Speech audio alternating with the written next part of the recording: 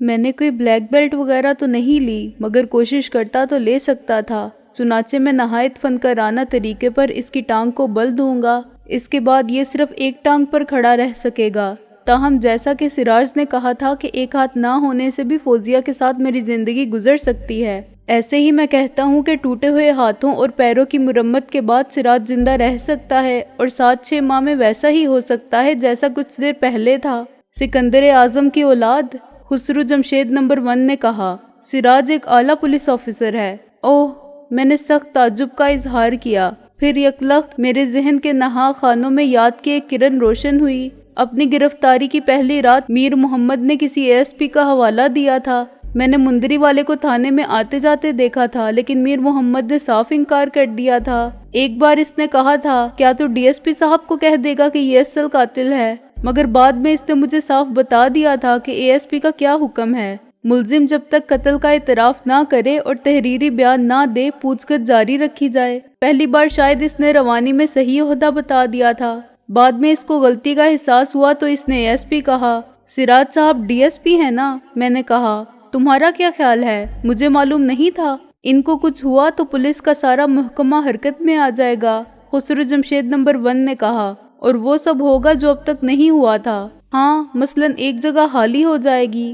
میں نے کہا، اور کسی تھانے دار کو سفارش کی بنیاد پر DSP کے عہدے پر ترقی مل جائے گی، یا کوئی ASP سینیورٹی پر DSP ہو جائے گا۔ مندری والے کے ساتھ اب ایک کالا بھوت کھڑا رہ گیا تھا۔ دوسرا جو فوزیہ اور شیروانی صاحب کو لے کر گیا تھا، 1 گھنٹے سے پہلے لوٹ کر نہیں آ سکتا تھا۔ ان کی طرف سے میں بہت مطمئن تھا۔ وہ سراج کی اجازت یا حکم پر بھیجے گئے تھے، اور انہیں لے جانے والے کی مجال نہ تھی کہ اپنے طور پر کوئی شرارت کرے۔ میرا خیال تھا کہ ڈرائیور انہیں کوٹھی سے کچھ فاصلے پر اتار کے لوٹ آئے گا۔ کوٹھی میں پہنچتے ہی وہ دونوں رضوی صاحب اور محسن کو ساری بات بتا دیں گے، سوائے ایک بات کے، وہ اس جگہ کے متعلق کچھ نہ بتا سکیں گے جہاں دشمنوں نے مجھے گھیر رکھا تھا۔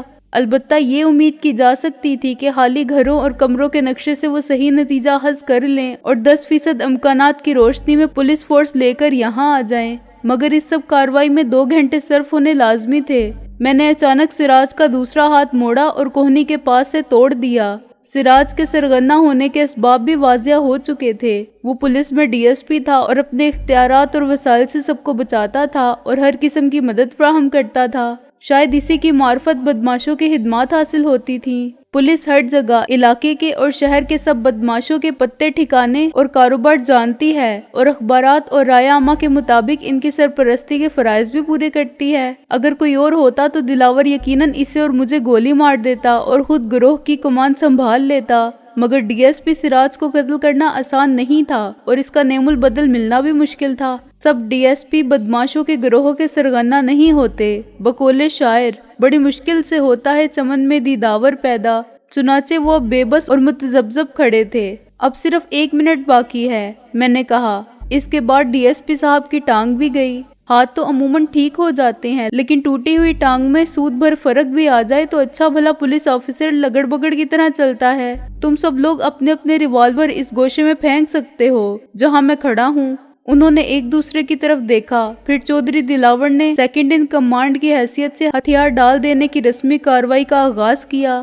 یکے بعد دیگرے 6 ریوالور چپس کے فرش پر بڑی آواز کے ساتھ گرے اور پھسلتے ہوئے دیوار تک آئے۔ میں نے 1 سیکنڈ کے لیے بھی اپنی نظر ان سب پر سے نہیں ہٹائی۔ وہ بہت چالاک لوگ تھے اور ان کے پاس دوسرے ریوالور کی موجودگی عین ممکن تھی۔ اگر میرے ساتھ کوئی اور ہوتا تو میں تلاشی کا فرض اسے سونپتا اور خود سراج کو یرغمال بنائے ریوالور لیے کھڑا رہتا، مگر اب میرے ذہن میں ایک ہی ترکیب آئی تھی۔ اگر میں ان سے کہتا کہ دوسرے کمرے میں چلے جائیں اور پھر باہر سے کنڈی لگا کے فرار ہونے کی کوشش کرتا، تو یہ ہو سکتا تھا کہ وہ دوسرے کمرے کے دوسرے دروازے سے نکل آتے یا کھڑکی میں سے مجھے نشانہ بنا لیتے۔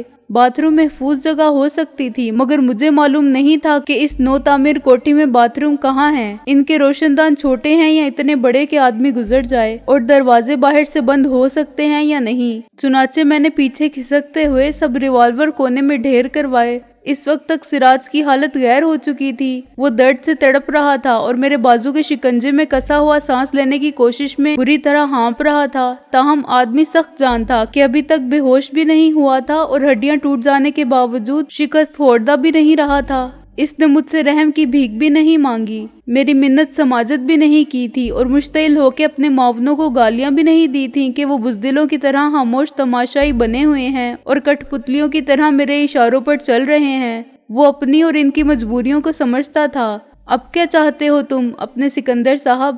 چودھری دلاور نے پرسکون رہنے کی کوشش کرتے ہوئے کہا۔ ہم باہر چلے جائیں، دفع ہو جائیں یہاں سے۔ تم ڈی ایس پی صاحب کی جان تو چھوڑو، دفع ہو جائیں اور ہر طرف سے عمارت کو گھیر لیں، میں نے کہا لگایا۔ چودھری، جب تک یہ شکار میرے قبضے میں ہے تم مجھے شکار نہیں کر سکتے۔ میں جانتا ہوں تم بہت بڑے شکاری ہو، لیکن یہی بات اب تک تم کو میرے متعلق معلوم ہو چکی ہوگی۔ اس بات کی کیا ضمانت ہے کہ تم میں سے کسی کے پاس اندر کی کسی جیب میں کوئی دوسرا ریوالور نہیں ہے؟ آخر یہ ضمانت کیسے فراہم کی جائے؟ خسرو جمشید نمبر 1 نے کہا۔ ہم اپنی تلاشی دینے کے لیے تیار ہیں، اس کے ہمزاد نے کہا۔ لیکن میں تو تلاشی نہیں لے سکتا، میں نے کہا۔ تو ہم تمہارے سامنے ایک دوسرے کی تلاشی لیتے ہیں، خسرو جمشید نمبر 2 نے تجویز پیش کی۔ اس جامع تلاشی پر اعتماد کر کے میں اپنے بے وقوف ہونے کا ثبوت نہیں دینا چاہتا، میں نے کہا۔ اس لیے اب میں حکم دیتا ہوں کہ آپ لوگ اسلحے کی طرح اپنے اپنے کپڑے اتار کے ادھر ہی پھینک دیں، ذرا احتیاط سے۔ تمہارا مطلب ہے ہم سب کپڑے اتار دیں؟ چودھری دلاور نے بے یقینی سے کہا۔ ہاں، یہاں ایک حمام میں سب ننگے ہیں، یہ محاورہ اگر عملاً درست ہو جائے تو کیا حرج ہے، میں نے کہا۔ یہ ناممکن ہے اپنے سکندر صاحب، تم حد سے بڑھتے جا رہے ہو۔ چودھری دلاور کا رنگ سرخ پڑ گیا۔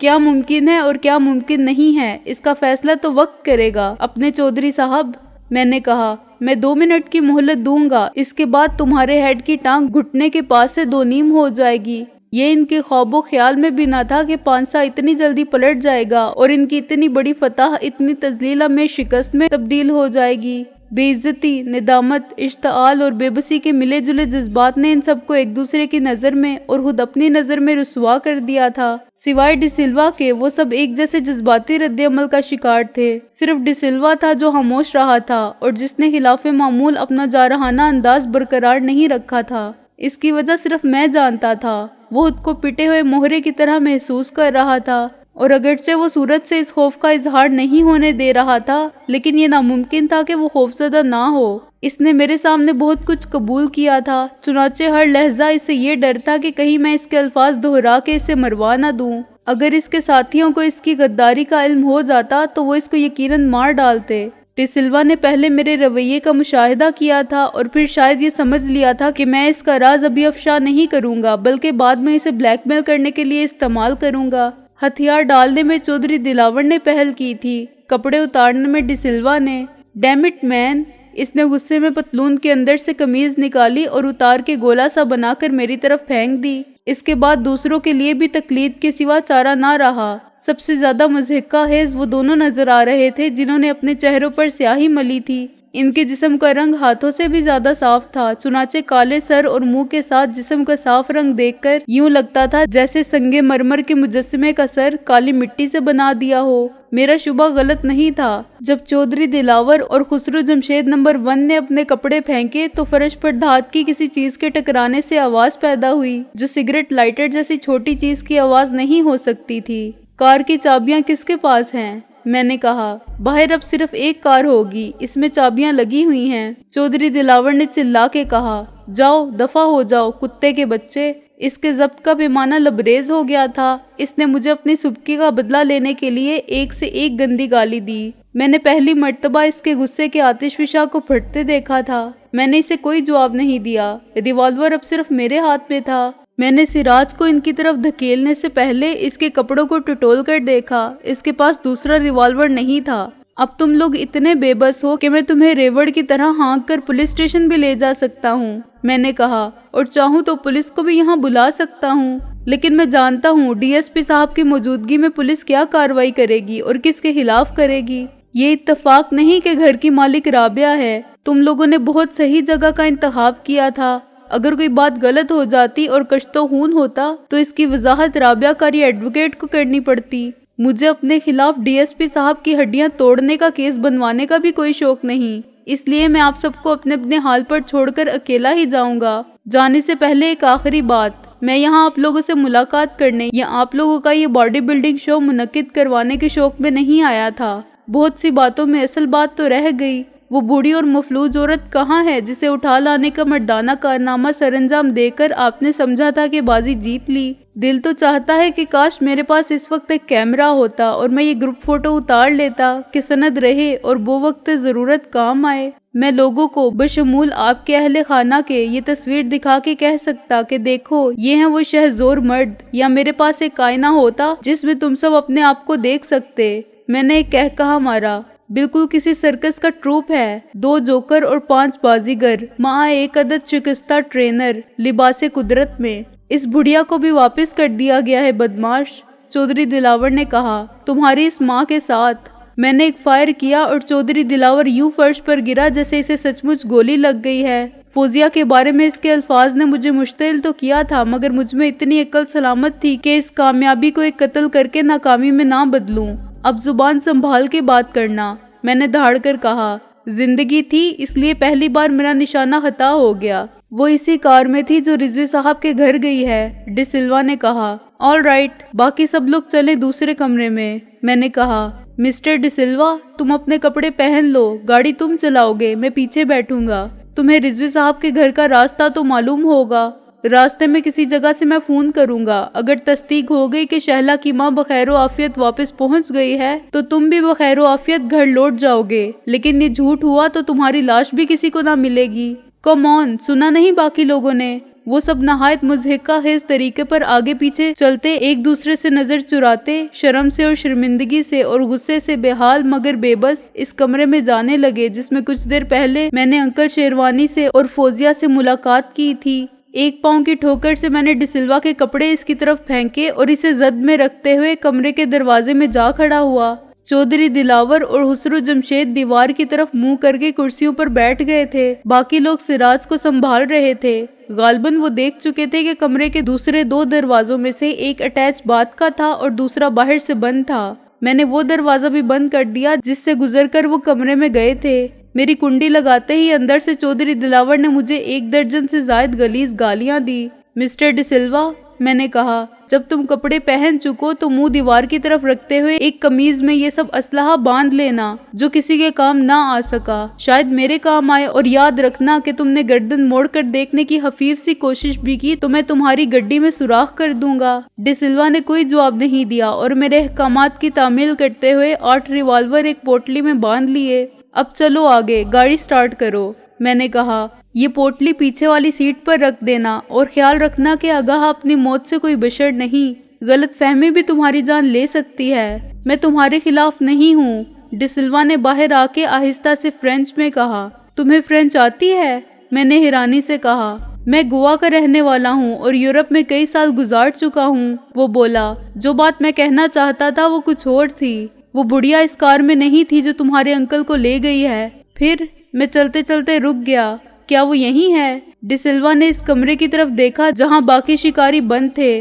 वो सब खिड़की से मुंह लगाए बाहर झांक रहे थे। कोई बात किए बगैर वो ड्राइविंग सीट पर बैठ गया और कार स्टार्ट की। इसी वक्त मुझे ख्याल आया, अगर वो बुढ़िया घर में होती तो डिसिल्वा जरूर इशारा कर देता, जवाब में हाँ या ना ही कह देता। क्या इसका मतलब ये है कि इसे किसी दूसरी जगह पर रखा गया है, मसलन इस कार की डिक्की में जो अब मुझे लेकर रवाना होने वाली थी? अच्छा, मैंने कहा, अगर वो यहाँ नहीं है तो कहाँ है? मैंने तो नहीं कहा कि वो यहाँ नहीं है, डिसिल्वा ने कहा। लेकिन प्लीज मिस्टर सिकंदर, अपने रवैये से दोस्ताना तर्ज अमल का इजहार मत कीजिए। साफ जाहिर था कि वो कुछ और कहना चाहता था, मगर मेरा रवैया बदलते देखकर ना कह सका। All right, you son of A dirty, मैंने इसका मतलब समझते हुए चिल्लाकर अंग्रेजी में कहा।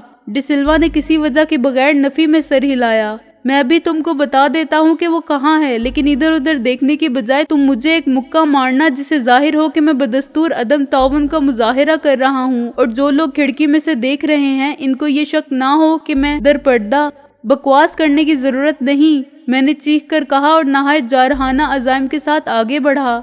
वो डिक्की में बंद है, डिसिल्वा ने आहिस्ता से कहा, और मैंने तयशुदा प्रोग्राम के मुताबिक इसके एक मुक्का रसीद किया। अगर इसने मुझे पहले से तैयार ना किया होता तो मैं यकीनन डिक्की खोलकर देखता और इसके साथियों को अंदाजा हो जाता कि डिसिल्वा ने गद्दारी की है। डिसिल्वा लड़खड़ाया और एक कदम पीछे हटकर संभल गया।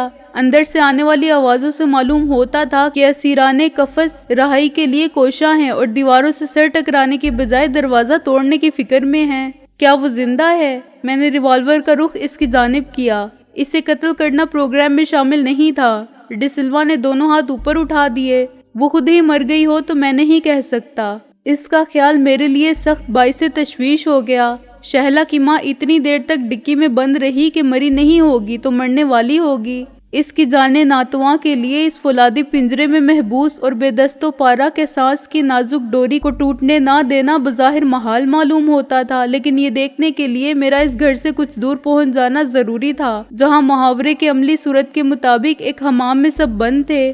دروازے کا ٹوٹ جانا یقینی تھا۔ میں یہ بھی جانتا تھا کہ رہائی پاتے ہی وہ خاموشی سے راہ فرار اختیار کریں گے۔ میری طرح وہ بھی چاہیں گے کہ بعد میں یہاں ان کی موجودگی کا کوئی سراغ نہ ملے، اور میں ان کو یہ موقع فراہم کرنا چاہتا تھا، ورنہ میرے لیے یہ بھی ممکن تھا کہ جاتے جاتے میں ان سب کو شوٹ کر دوں یا پولیس کو طلب کروں، لیکن دونوں صورتوں میں میرے لیے اور رابعہ کے لیے ایسی قانونی مشکلات پیدا ہو جاتی کہ میرا یہ انتہائی قدم خودکشی کے مترادف ہوتا۔ مسئلہ اگر صرف ان کو قتل کرنے کا ہوتا تو میں بہت پہلے ان سب کو مار دیتا، لیکن مجھے پہلے ان سب سے یہ پوچھنا تھا کہ انہوں نے میرے باپ کو کیوں مارا اور کیسے مارا، بالکل اسی طرح جیسے مجھے مار دینے سے ان کے مقاصد کی تکمیل نہیں ہوئی تھی، اسی طرح میں بھی ان کو زندہ چھوڑ دینے پر مجبور تھا۔ ہم وہ شکاری تھے جو ایک دوسرے کے لیے جال پھیلا رہے تھے، مگر ہمارا مقصد ایک دوسرے کی جان لینا نہیں تھا۔ پھر چلتے چلتے مجھے شرارت سوجھی۔ مسٹر ڈی سلوا، میں نے کہا، اباؤٹ ٹرن، بالکل گھوم جاؤ۔ کیا تم مجھے بھی ان کے ساتھ بند کرو گے؟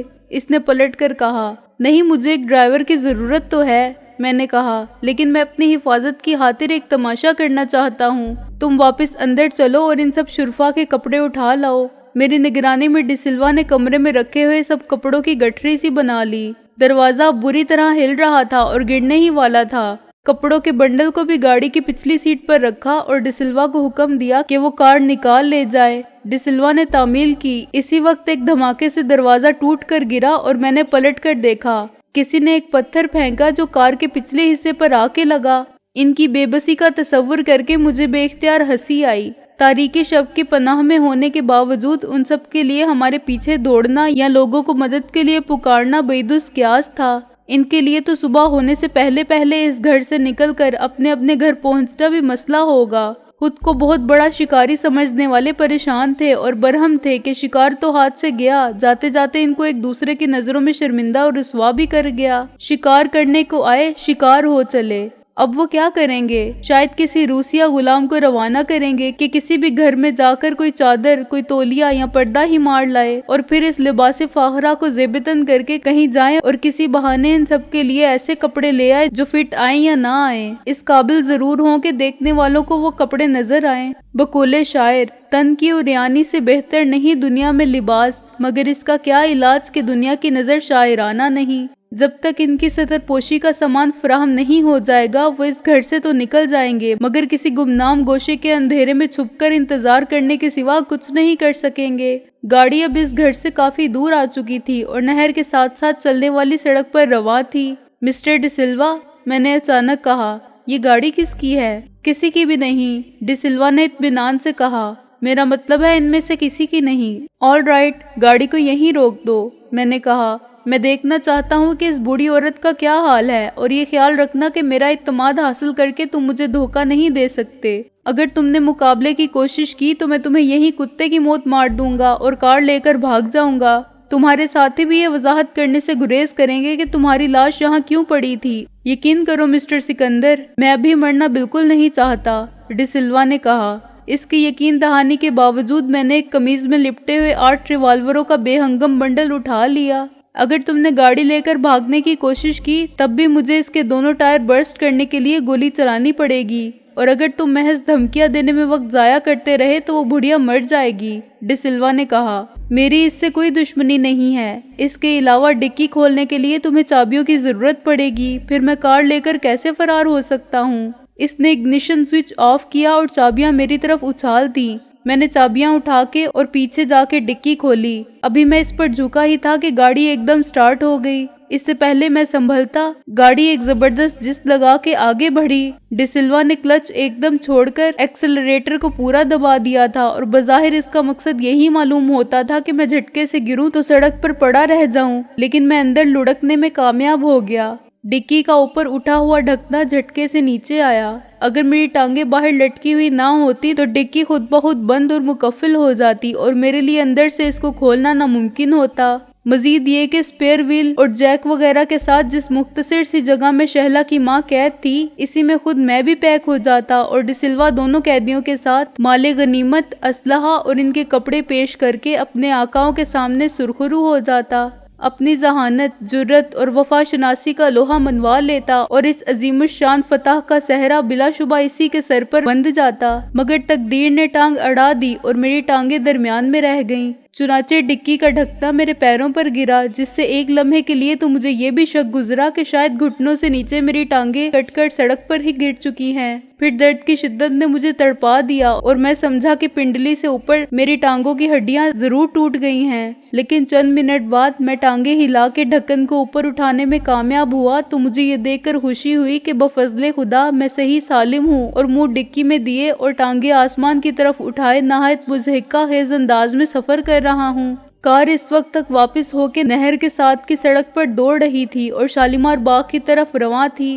گاڑی کی رفتار 70-80 میل سے کم نہیں تھی۔ غیر ارادی طور پر میں نے چیخ مار کر ڈی سلوا کو ایک غلیظ گالی دی۔ پھر مجھے اپنی حماقت کا احساس ہوا۔ میری آواز اس کے کانوں تک پہنچ ہی نہیں سکتی تھی اور پہنچ بھی جاتی تو وہ کب فرما برداری کا ثبوت دیتے ہوئے گاڑی روک دیتا۔ چنانچہ سب سے پہلے میں نے ریوالور نکال کر ڈی سلوا کو شوٹ کرنے کے بارے میں سوچا، لیکن ڈگی میں سے گولی چلا کے ڈرائیونگ سیٹ پر بیٹھے ہوئے کسی بھی شخص کا نشانہ لینا عملاً ناممکن تھا۔ دوسری صورت یہ تھی کہ میں گولی سے پیٹرول ٹینک میں سوراخ کر دوں، لیکن اس طرح پیٹرول میں آگ لگتی تو ٹینک دھماکے سے پھٹ جاتا اور ہم خود جو تقریباً ٹینک کے اوپر براجمان تھے اس کے ساتھ ہی اڑ جاتے۔ میرے پاس 8 ریوالور تھے اور سب بھرے ہوئے تھے، لیکن میں ڈگی سے سر نکال کے ایک ٹائر بھی بسٹ نہیں کر سکتا تھا۔ اس رفتار پر ٹائر بسٹ ہوتے ہی گاڑی الٹ جاتی۔ وقت بہت کم تھا اور فاصلہ ہر لمحہ کم ہوتا جا رہا تھا۔ ڈی سلوا ہمیں واپس وہیں لے جا رہا تھا جہاں میرے دشمن کسی زخم خوردہ درندے کی طرح میرے خون کے پیاسے اور میری بوٹیاں تک نوچ کھانے کے لیے تیار تھے۔